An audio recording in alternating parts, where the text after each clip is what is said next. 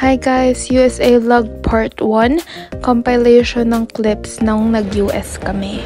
Ito yung papunta kami ng airport para papuntang Toronto, tas Toronto to Orlando. Here is the Orlando airport na, kakababa lang ng plane. Tas sumakay kami nitong parang train papunta dun sa other terminal nila, kung saan yung mga taxi. Ayan, nasa US na talaga kasi meron silang malaking USA flag dyan. Tapos may fountain pa yung gitna ng airport nila. And on the way na kami sa hotel.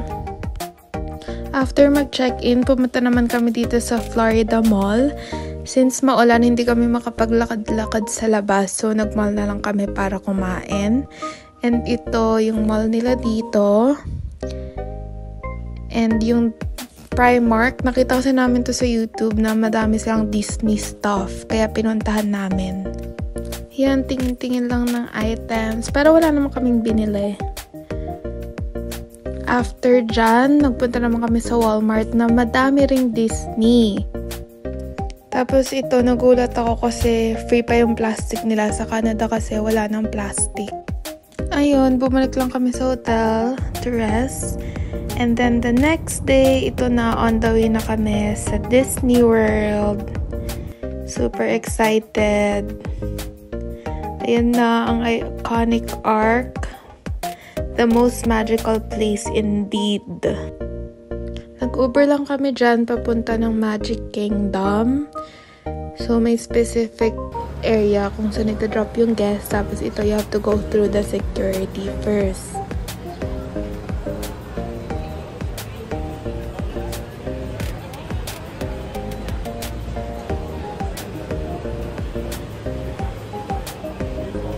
Tapos ito kaming apat, na hold pa kami kasi kailangan pa i-check habang si Daddy dire-diretso lang doon.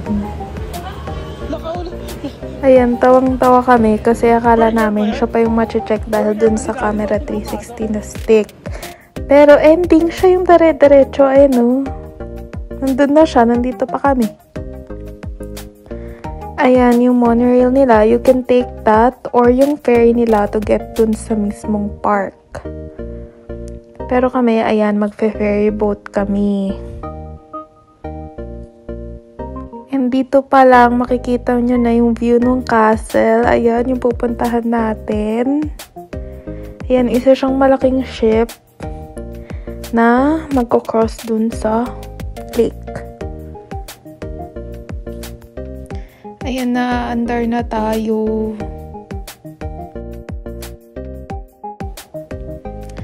Ayan, malayo pa pero ayan na, may view na tayo nung castle at saka nung park. Tapos ayan yung isang ferry na pupunta naman siya doon to get more passengers. Ayan na, nandito na tayo sa park. Ito yung labas nila. Magic Kingdom. Ayan na, ito na yung nakapasok na kami. Ang Main Street USA o yung mga buildings. Ayan, ang dami ng tao.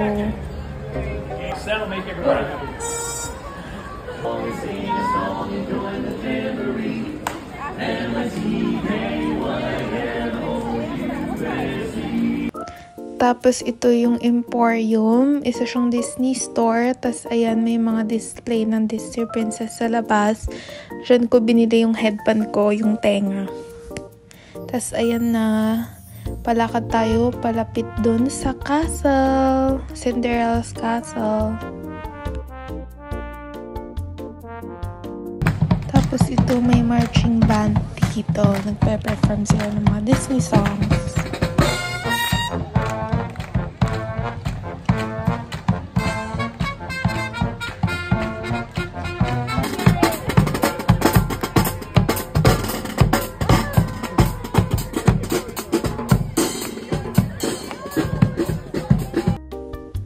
Ayan ang full view ng castle habang maliwanag pa.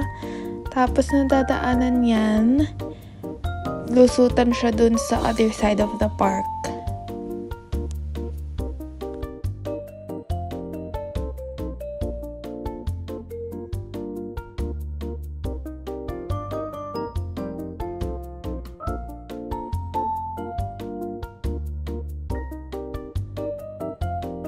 Tapos itong other side, different theme na naman siya. So yung mga building, iba-iba yung designs.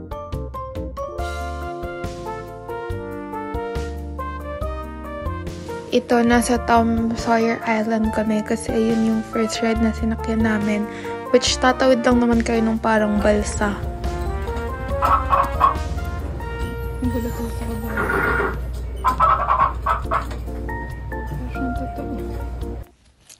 Next ride naman ang Pirates of the Caribbean. So nakasakay kayo sa boat. Tapos ayun yung mga makikita nyo sa loob.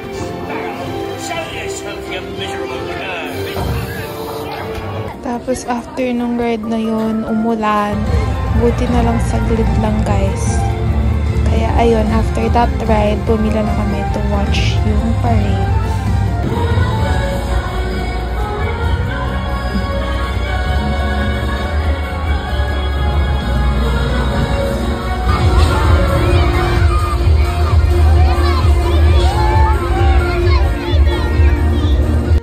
After the parade, naglakad-lakad naman kami to find other rides. At yung next na sinakyan namin is itong It's a Small World. Boat lang din siya, tapos paulit-ulit lang yung kanta habang yung mga ayan, manika.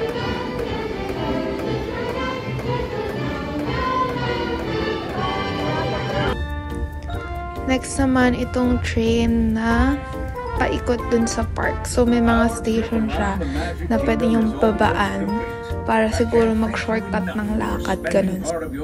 Sinakyan namin itong kay Little Mermaid or Ariel na hinanap talaga namin. So, dito, nakasakay kayo dyan sa parang shell, tapos ipapakita niyo yung buong story ni Little Mermaid. Very musical, and ang ganda, ang galing talaga ng animatronics.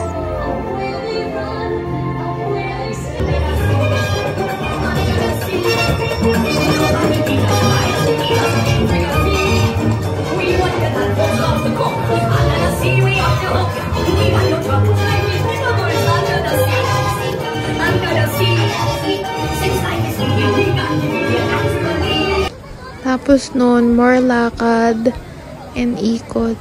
Tapos ayan, magkagabi na, which means it's fireworks time. Ito na, naghihintay na tayo sa fireworks. The best part.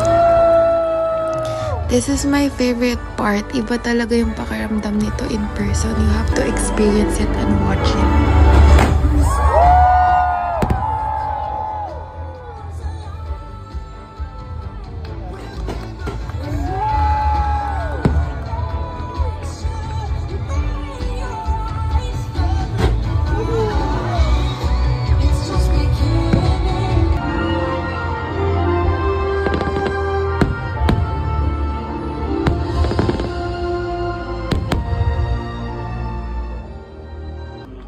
Listen to Disney. And so our journey comes to an end, but yours continues on. Grab hold of your dreams and make them come true. For you are the key to unlocking your own magic. Now go, let your dreams guide you. Reach out and find your happily ever after. And just like that, tapos na ang day at Disney Park. Ito, dinaanan lang namin before mag-close yung park. Ayan, pa-exit na tayo nung park. Diyan pa lang naramdaman ng pagod. Pero super happy and nag-enjoy talaga.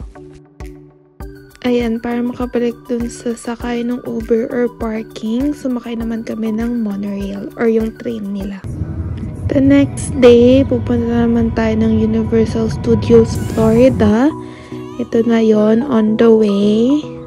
Ito yung mas malapit sa hotel namin. So, yung Disney medyo mas malayo siya. Ayan, nakita na ang sign. Dito sa Universal, mas maaga lang sila nagko-close. Tapos, ayan, makakapasok ka dyan, hindi ka pa nila hahanapan ng ticket. Dito sa parang area na to, kung saan may mga pagkain, shops, na pwede mong mga lakaran. Kailangan nyo yung ticket para makapasok dun sa mismong park, which iba-iba siya ng parks. And ayan na yung famous globe ng Universal. Ito yung parang entrance niya. Ayan na, papapasok na tayo. Dito talaga more on movie siya, guys.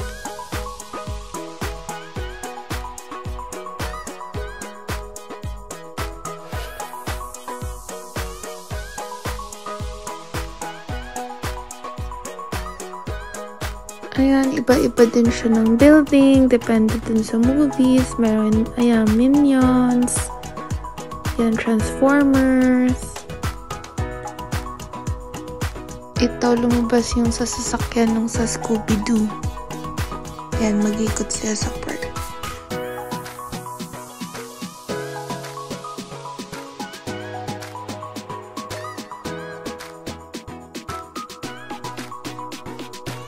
Tapos dito naman, meron silang DreamWorks. So, nandoon sila Shrek. Ayan, nagpa-picture lang kami. Kay Shrek, kay Donkey. Tapos ito, meron din silang parade.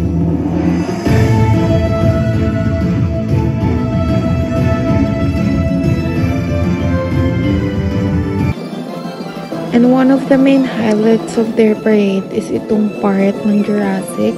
Kasi ayan, may mga dinosaur. Tapos yung characters dyan, kamukha talaga nung katulad sa movie.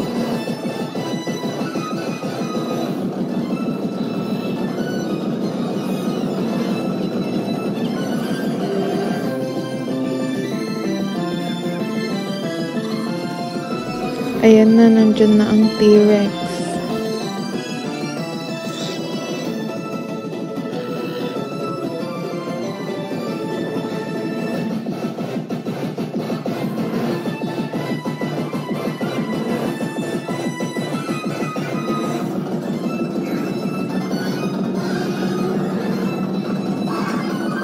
Sinakyan din kaming rides dito.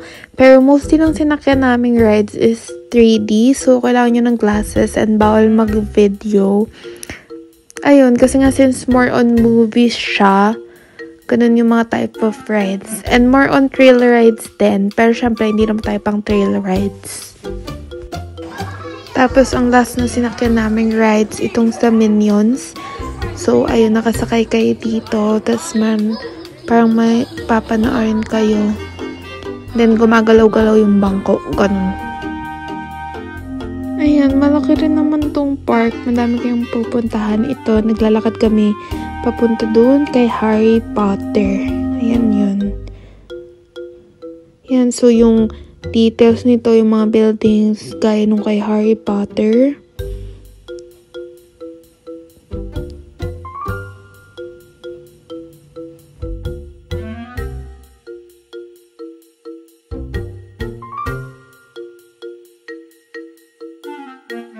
Tapos dito sa may gitna na to, ayan yung dragon na bumubuga ng apoy. Must see. Ayan, hinintay namin.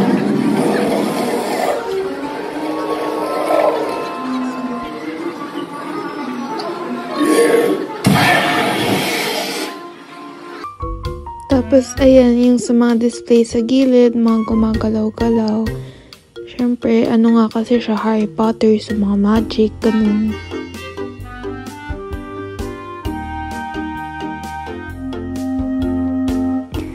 Ayan, ito yung full view nung sa Universal Studios na park.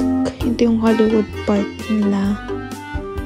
And ayun, panay lakad. That wraps up our day sa Universal Studios. So, ito, pa-exit na kami nito ng park. Tapos, itong vibes dito, parang MOA sa Sakayan. Tapos, nung gabi naman, ito, naglakad-lakad lang kami sa may labas ng hotel namin, yung Icon Park. Yun, since may time pa kami after Universal, naglakad-lakad kami dito. Para lang din bumili ng mga stuff. And may parasol din sila dito. See you sa part 2.